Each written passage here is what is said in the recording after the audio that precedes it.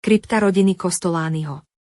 Okolo roku 1904 začína Alexander so stavbou rodinnej krypty na kopci za Vínnou pivnicou. Dá sa tam dostať serpentínami cez Kostolányho horský park. Ako prvý bol v krypte pochovaný Alexander v roku 1914, po ňom v roku 1917 zomrela Malvína. Ich syn Štefan sa 19.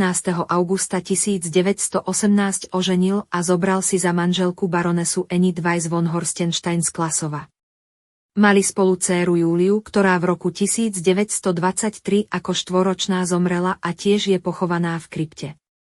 V roku 1928 zomrela v Banskej Bystrici Helena vo veku 61 rokov a aj ona spočíva v krypte.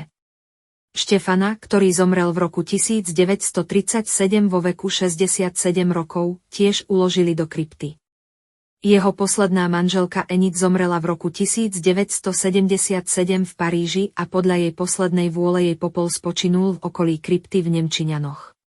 Tento zaujímavý 120-ročný historický objekt bol už takmer zdevastovaný, o jeho obnovu sa však v roku 2021 postaral starosta obce Jozef Kesek.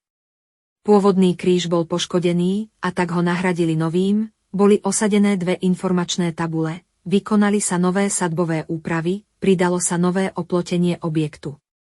Finančné krytie zabezpečili inžinier Pavol Čulík a doktor práv Martin Raček.